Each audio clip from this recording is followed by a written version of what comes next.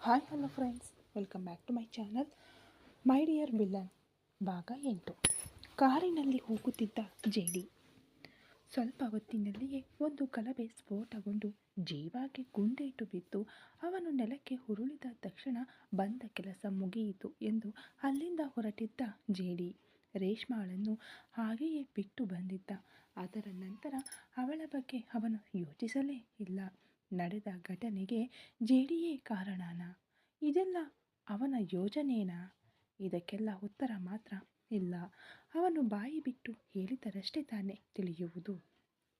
ಅವನು ಈಗಲೂ ಯಾವುದೇ ಭಾವನೆಗಳಿಲ್ಲದ ಮುಖ ಹೊಂದಿದ್ದಾನಲ್ಲ. ಅವನ ಮುಖದಲ್ಲಿ ಯಾವುದೇ ಭಾವನೆ ಇಲ್ಲದಿದ್ದರೂ ಅವನ ತುಟಿಯಂಚಿನಲ್ಲಿ ಒಂದು ಕ್ರೂರವಾದ ನಗು ಮಿನುಗುತ್ತಿತ್ತು. ಆ ನಗುವಿಗೆ ಕಾರಣ ಅವನಿಗೆ ಮಾತ್ರ ಗೊತ್ತು. ಜೀವ ಮತ್ತು ವರ್ಷಿಕಾಗೆ ಮದುವೆ ಆಗಬೇಕು ಎಂದು ಹಠ ಹಿಡಿದಿದ್ದವನು ಇಂದು ಬೇರಾವುದೋ ಯೋಚನೆಯಲ್ಲಿದ್ದ.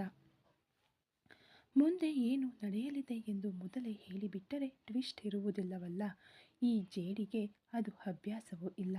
ಯಾರೋ ಯೋಚಿಸಿದ್ದನ್ನು ಮಾಡಿ ಮುಗಿಸುವವನೇ ಈ ಜೇಡಿ ಎಂದು ಮನಸ್ಸಿನಲ್ಲಿಯೇ ಅಂದುಕೊಂಡವನು ನೇರವಾಗಿ ತನ್ನ ಸಾಮ್ರಾಜ್ಯದ ಆ ಕೋಟೆಯ ಕಡೆಗೆ ಹೋದನು.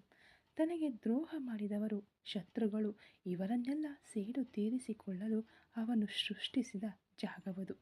ಸಾವನ್ನು ಹೊರತುಪಡಿಸಿ ಉಳಿದೆಲ್ಲ ಕ್ರೂರ ಶಿಕ್ಷೆಗಳನ್ನು ನೀಡಿ ಅವರನ್ನು ಚಿತ್ರ ಹಿಂಸೆ ಮಾಡಿ ಸುಮ್ಮನೆ ಸತ್ತು ಬಿಡಬಹುದು ಎಂಬ ಎಣಿಕೆಯನ್ನು ಅವರಲ್ಲಿ ತರಿಸಿಬಿಡುತ್ತಾನೆ. ಹೊರಗಿನಿಂದ ನೋಡಲು ಹಳೆಯ ಕಾಲದ ಕೋಟೆಯಂತೆಯೇ ಇರುತ್ತದೆ. ಆದರೆ ಒಳಗೆ ಜೈಲಿನಂತೆ ನಿರ್ಮಿಸಲಾಗಿರುವ ಕೊಠಡಿಗಳಲ್ಲಿ ಪ್ರತಿಯೊಬ್ಬರಿಗೂ ನರಕವನ್ನು ತೋರಿಸುತ್ತಿದ್ದಾನೆ. ಇದೆಲ್ಲವನ್ನು ಮೀರಿ ಮೇಲಿನ ಮಹಡಿಯಲ್ಲಿ ಅವನಿಗಾಗಿಯೇ ಒಂದು ಕೊಠಡಿಯೂ ಇರುತ್ತದೆ. ಅಂದರೆ ಅತ್ಯಾಧುನಿಕ ಶೈಲಿಯ ಮಾಸ್ಟರ್ ಬೆಡ್ರೂಮ್. ಇಂಥದ್ದೊಂದು ಜಾಗದಲ್ಲಿ ಇಷ್ಟು ಸುಂದರವಾದ ಕೊಠಡಿಯೇ ಎಂದು ಎಲ್ಲರೂ ಆಶ್ಚರ್ಯಪಡುವಂತೆಯೇ ಇರುತ್ತದೆ ಅದು. ಆ ಸಮಯ ಆ ಕೋಟೆಯೊಳಗೆ ಪ್ರವೇಶಿಸಿದ ಜೇಡಿ. ಅವನನ್ನು ನೋಡಿದೊಡನೆಯೇ ಹಲವರು ಕಣ್ಣೀರು ಹಾಕುತ್ತಾ ಅಂಗಲಾಚಲು ಪ್ರಾರಂಭಿಸಿದರು. ಜೇಡಿ, ಪ್ಲೀಸ್ ಪ್ಲೀಸ್ ನಮ್ಮನ್ನು ಕೊಂದು ಬಿಡು. ನಿನ್ನ ಜೊತೆ ವಿರೋಧ ಕಟ್ಟಿಕೊಂಡಿದ್ದು ತಪ್ಪೆ. ನಿನಗೆ ದ್ರೋಹ ಮಾಡಿದ್ದು ತಪ್ಪೆ. ಆಗ್ತಿಲ್ಲ, ನಮ್ಮನ್ನು ಕೊಂದು ಬಿಡು ಎಂದು ಕಣ್ಣೀರಿಟ್ಟರು. ನಿಮ್ಮ ಹಣೆ ಬರಹವನ್ನು ಮುಗಿಸಲು ನಾನೇನು ದೇವರ ಎಂದು ಕೇಳಿ ವ್ಯಂಗ್ಯವಾಗಿ ನಕ್ಕ ಜೇಡಿ.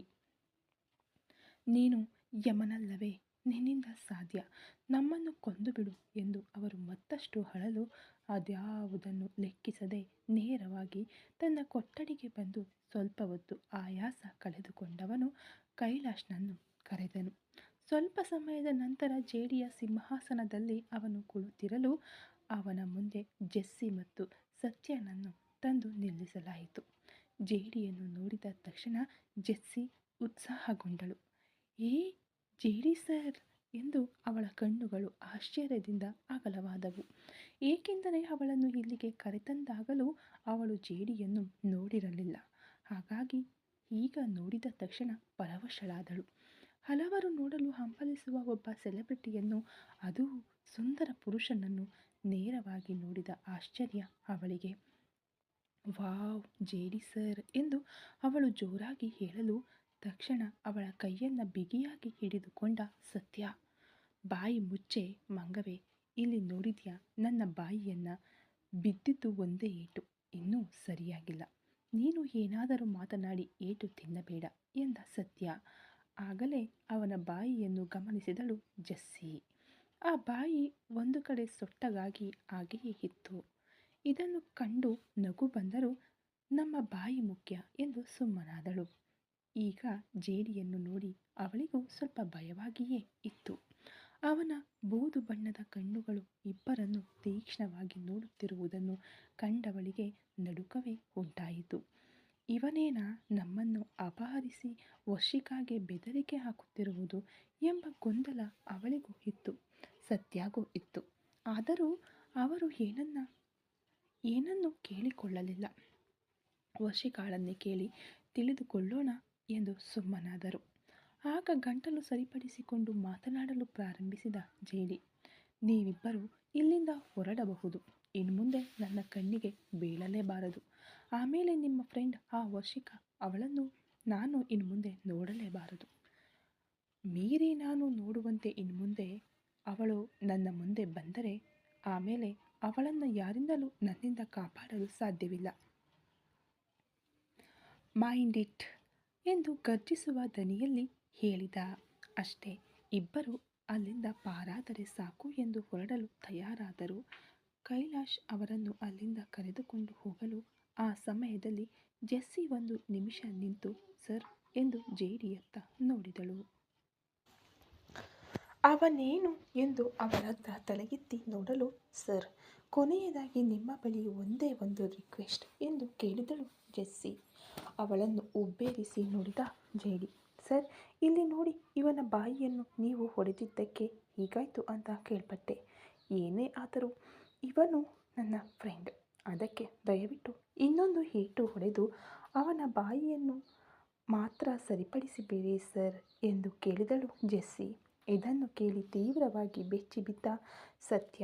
ಈಗಾಗಲೇ ಹೊಡೆದ ಒಂದು ಏಟಿಗೆ 2 ದವಡೆ ಹಲ್ಲು ಕಿತ್ತು ಬಂದು ಬಾಯಿ ಸೊಟ್ಟಗಾಗಿದೆ. ಇನ್ನೊಂದು ಏಟು ತಿಂದರೆ ತಡೆಯೋಕ್ಕಾಗಲ್ಲಪ್ಪ ದೇವರೇ ಎಂದುಕೊಂಡವನು ಅಯ್ಯೋ ಬೇಡ ಬಿಟ್ಟು ಬಿಡಿ ಎಂಬ ಭೀತಿಯಲ್ಲಿ ಕೈ ಮುಗಿದು ಓಟ ಕಿತ್ತನು. ಇದನ್ನು ನೋಡಿದ ಕೈಲಾಶ್ಗೆ ಲಘುವಾಗಿ ನಗು ಬಂದು ಎಲ್ಲವೂ ಲೂಸ್ಗಳೇ ಆಗಿವೆ ಎಂದುಕೊಂಡವನು ಜೆಸ್ಸಿಯನ್ನು ಕರೆದುಕೊಂಡು ಅಲ್ಲಿಂದ ನಡೆದನು. ಅವರು ಹೊರಗೆ ಹೋಗುವವರೆಗೂ ಬಾಗಿಲಲ್ಲೇ ನಿಂತವನು ನೋಡಿಕೊಂಡು ಹೋಗು, ಟೇಕ್ ಕೇರ್ ಎಂದು ಜೆಸ್ಸಿಯನ್ನು ನೋಡಿ ಹೇಳಲು ಅಪಹರಿಸಿ ಇಟ್ಟುಕೊಂಡು ಏನೋ ಬಹಳ ಕಾಳಜಿ ತೋರಿಸ್ತಾ ಇದ್ದಾನೆ ಎಂದು ಅವನನ್ನು ಕೋಪದಿಂದ ದುರುಗುಟ್ಟಿ ನೋಡಿ ಹೊರಟಳು ಜೆಸ್ಸಿ. ನಾನು ಕೊಡಿಸಿದ ಬಿರಿಯಾನಿಯನ್ನೆಲ್ಲ ಚೆನ್ನಾಗಿ ತಿಂದು ಒಂದು ಬಾಯಿ ಕೂಡ ಹೇಳದೆ ಹೇಗೆ ಹೋಗ್ತಿದ್ದಾಳೆ ನೋಡು, ಈ ಹುಡುಗಿಯರೇ ಹೀಗೆ ಎಂದುಕೊಂಡು ಹಿಂತಿರುಗಿ ನಡೆದ ಕೈಲಾಶ್. ಅದೇ ಸಮಯದಲ್ಲಿ ಕಲ್ಯಾಣ ಮಂಟಪದಲ್ಲಿ ನಡೆದ ಗೊಂದಲದಲ್ಲಿ ಯಾರೂ ಅವಳನ್ನು ಅಂದರೆ ವರ್ಷಿಕಾಳನ್ನು ಗಮನಿಸಲಿಲ್ಲ. ಹಾಗಾಗಿ ಮಧ್ಯೆ ನುಗ್ಗಿ ಹಾರ ಮತ್ತು ಒಡವೆಗಳನ್ನು ತೆಗೆದಿಟ್ಟು ಬಿಟ್ಟು ಸೀರೆಯನ್ನು ತೆಗೆದು ಬಟ್ಟೆ ಬದಲಾಯಿಸುವಷ್ಟು ತಾಳ್ಮೆ ಇಲ್ಲದವಳು ಅಲ್ಲಿಂದ ಹಾಗೆಯೇ ಹೊರಟಳು. ಆ ರೇಷ್ಮಾ ಮತ್ತು ಜೀವಾಗೆ ನಡೆದ ಘಟನೆಗಳು ಅವಳಿಗೂ ಆಘಾತವೇ. ಇದೆಲ್ಲ ಹೇಗೆ ನಡೆಯಿತು ಎಂದು ಅವಳಿಗೂ ಏನೂ ಅರ್ಥವಾಗಲಿಲ್ಲ. ಆದರೂ ತಾಳಿ ಕಟ್ಟಿದ ಗಂಡನಿಗೆ ದ್ರೋಹ ಬಗೆದ ರೇಷ್ಮಾ ಈಗ ಜೈಲಿನಲ್ಲಿ ಮತ್ತೊಬ್ಬನ ಹೆಂಡತಿಯನ್ನು ಕಸಿದುಕೊಂಡು ಜೀವ ಈಗ ಆಸ್ಪತ್ರೆಯಲ್ಲಿ ಪ್ರಾಣಕ್ಕಾಗಿ ಹೋರಾಡುತ್ತಿದ್ದಾನೆ. ಇವೆರಡೂ ಅವಳಿಗೆ ಒಳ್ಳೆಯ ವಿಷಯವಾಗಿಯೇ ಕಂಡಿತು. ಆದರೂ ಇದೆಲ್ಲವನ್ನು ಸ್ವಲ್ಪ ಬದಿಗಿಟ್ಟು ಬಿಟ್ಟು ನೇರವಾಗಿ ತನ್ನ ಸ್ನೇಹಿತರನ್ನು ಕಾಪಾಡುವುದಕ್ಕಾಗಿ ಜೇಡಿಯ ಜಾಗದ ಕಡೆಗೆ ಹೆಜ್ಜೆ ಹಾಕಿದಳು ವರ್ಷಿಕಾ. ಅದೇ ಸಮಯದಲ್ಲಿ ಇಲ್ಲಿ ಜೇಡಿಯ ಜಾಗದಿಂದ ಹೊರಬಂದವರು ಈ ಮಾಹಿತಿಯನ್ನು ತಿಳಿಸಲು ಜೆಸ್ಸಿ ವರ್ಷಿಕಾಳಿಗೆ ಫೋನ್ ಮಾಡಿದಳು. ಆದರೆ ಪಾಪ ಅವಳಿದ್ದ ಪರಿಸ್ಥಿತಿಯಲ್ಲಿ ವರ್ಷಿಕಾಳ ಕೈಯಲ್ಲಿ ಫೋನ್ ಇರಲಿಲ್ಲ. ಪದೇ ಪದೇ ಟ್ರೈ ಮಾಡಿದರೂ ಅವಳು ಫೋನ್ ಎತ್ತದ ಕಾರಣ ಇದೇನು ಫೋನನ್ನೇ ಎತ್ತುತ್ತಿಲ್ಲವಲ್ಲ, ಸರಿ ಅವಳಿಗೆ ಮದುವೆ ನಡೆಯುವ ಮಂಟಪ ನನಗೆ ಗೊತ್ತು, ಬಾ ಅಲ್ಲಿಗೆ ಹೋಗಿ ಮದುವೆಯನ್ನು ತಡೆಯಲು ಟ್ರೈ ಮಾಡೋಣ ಎಂದು ಇಬ್ಬರು ನಡೆದ ವಿಚಾರ ತಿಳಿಯದೆ ಅಲ್ಲಿಗೆ ಹೋದರು. ಅದೇ ಸಮಯದಲ್ಲಿ ಇಲ್ಲಿ ಜೇಡಿಯ ಆ ಕೋಟೆಯೊಳಗೆ ಪ್ರವೇಶಿಸಿದಳು ವರ್ಷಿಕಾ. ಆದರೆ ಬಾಗಿಲಲ್ಲೇ ಬಾಡಿಗಾರ್ಡ್ಸ್ ಅವಳನ್ನು ತಡೆದರು. ಬಾಸ್ ಈಗ ಯಾರನ್ನು ಒಳಗೆ ಬಿಡಬಾರದು ಅಂತ ಹೇಳಿದ್ದಾರೆ ಎಂದು ಅವರು ಹೇಳಲು ನಾನು ಹೋಗಬೇಕು, ನನ್ನ ಫ್ರೆಂಡ್ಸ್ ಒಳಗಿದ್ದಾರೆ, ನಾನು ಹೋಗಿಯೇ ತೀರುತ್ತೇನೆ ಎಂದು ದೃಢವಾಗಿ ನಿಂತವಳು ಅವರನ್ನು ಮೀರಿ ಒಳಗೆ ನುಗ್ಗಿಬಿಟ್ಟಳು. 2-3 ಬಾರಿ ಅವಳನ್ನು ನೋಡಿದ್ದರು. ಹಾಗಾಗಿ ಜೇಡಿಗೆ ಅವಳು ಆಪ್ತಳು ಎಂದು ತಿಳಿದು ಅವರು ಬೇರೆ ದಾರಿ ಇಲ್ಲದೆ ಅವಳಿಗೆ ತೊಂದರೆ ಮಾಡಲಿಲ್ಲ. ಎಲ್ಲಾದರೂ ಅವಳನ್ನು ಬಲವಂತವಾಗಿ ಹೊರಗೆ ಅಟ್ಟಿ ಅದನ್ನು ತಿಳಿದು ಜೇಡಿ ಕೋಪಗೊಂಡರೆ ಏನು ಮಾಡುವುದು ಎಂದು ಅವರು ಅವಳಿಗೆ ದಾರಿ ಬಿಟ್ಟರು. ತನ್ನ ಸ್ನೇಹಿತರನ್ನು ಕಾಪಾಡಬೇಕೆಂಬ ನಿರ್ಧಾರದಿಂದಲೇ ಜೇಡಿಯನ್ನು ಕಾಣಲು ನಡೆದಳು ವರ್ಷಿಕಾ. ಕಲ್ಯಾಣ ಮಂಟಪದಲ್ಲಿ ನಡೆದದ್ದೆಲ್ಲವನ್ನು ಅವನು ನೋಡುತ್ತಿದ್ದವನಲ್ಲವೇ, ಹಾಗಾಗಿ ಇದರಲ್ಲಿ ತನ್ನ ತಪ್ಪೇನೂ ಇಲ್ಲ. ಆದರೂ ಮೀರಿ ಅವನು ಏನಾದರೂ ಬೆದರಿಸಿದರೆ ಜೀವ ಗುಣಮುಖನಾಗಿ ಬರಲಿ, ಅದರ ನಂತರ ಮದುವೆಯಾಗುತ್ತೇನೆ ಎಂದು ಮಾತನಾಡಿ ಅವನನ್ನು ನಂಬಿಸಿ ಜೆಸ್ಸಿ ಮತ್ತು ಸತ್ಯನನ್ನು ಕರೆದುಕೊಂಡು ಎಸ್ಕೇಪ್ ಆಗಿಬಿಡಬೇಕು ಎಂಬುದು ಅವಳ ಯೋಜನೆ. ನಡೆದದ್ದೇನೂ ತಿಳಿಯದವಳು ತಾನಾಗಿಯೇ ಹೋಗಿ ಸಿಂಹದ ಬಳಿ ಸಿಕ್ಕಿಕೊಳ್ಳಲು ಹೋದಳು. ತನ್ನ ಕೊಠಡಿಯಲ್ಲಿ ರಿಲ್ಯಾಕ್ಸ್ ಆಗಲು ಮೀನಿನ ತೊಟ್ಟಿಯಲ್ಲಿದ್ದ ಮೀನುಗಳಿಗೆಲ್ಲ ಆಹಾರ ಹಾಕುತ್ತಿದ್ದ ಜೇಡಿಯ ಕಣ್ಣುಗಳು ಸ್ವಲ್ಪ ದೂರದಲ್ಲಿದ್ದ ಸಿಸ್ಟಂನಲ್ಲಿ ಓಡುತ್ತಿದ್ದ CCTV ಕ್ಯಾಮರಾದ ಮೇಲೆ ಬಿತ್ತು. ಅದರಲ್ಲಿ ವರ್ಷಿಕಾ ತನ್ನನ್ನು ಹುಡುಕಿಕೊಂಡು ಬರುತ್ತಿರುವುದನ್ನು ಕಂಡವನ ಕಣ್ಣುಗಳು ಕೋಪದಿಂದ ಕೆಂಪಾದವು. ಎಷ್ಟೇ ತನ್ನ ಸೇಡಿನ ಭಾವನೆಗೆ ಅವಳನ್ನು ಒತ್ತೆಯಾಳಾಗಿ ಬಳಸಿಕೊಳ್ಳಲು ಅಂದುಕೊಂಡಿದ್ದರೂ ಕೆಲವು ದಿನಗಳವರೆಗೆ ಅವಳನ್ನು ನೆಮ್ಮದಿಯಾಗಿರಲು ಬಿಡೋಣ ಎಂದುಕೊಂಡಿದ್ದನು. ಆದರೆ ತನ್ನ ಮಾತನ್ನು ಮೀರಿ ತನ್ನ ಕೋಟೆಯೊಳಗೆ ಅತಿಕ್ರಮ ಪ್ರವೇಶ ಮಾಡುತ್ತಿರುವವಳನ್ನು ಏನು ಮಾಡಬಹುದು ಎಂಬ ಆಕ್ರೋಶ ಹುಟ್ಟಿತು ಅವನಿಗೆ. ಬಾರೆ ಬಾ, ನಿನ್ನ ಸೊಕ್ಕನ್ನು ನಾನು ಅಡಗಿಸುತ್ತೇನೆ ಎಂದು ಕರುಹಿಕೊಂಡನು ಜೇಡಿ. ಈ ಕತೆ ಇನ್ನು ಮುಂದುವರಿಯುವುದು ಫ್ರೆಂಡ್ಸ್. ದಯವಿಟ್ಟು ಸ್ಟೋರಿ ಇಷ್ಟ ಆಗ್ತಾ ಇದ್ದರೆ ಲೈಕ್ ಮಾಡಿ, ಶೇರ್ ಮಾಡಿ, ಕಮೆಂಟ್ ಮಾಡಿ, ಹಾಗೆ ಸಬ್ಸ್ಕ್ರೈಬ್ ಮಾಡಿಕೊಂಡು ವಿಡಿಯೋ ನೋಡಿ. Thank you so much.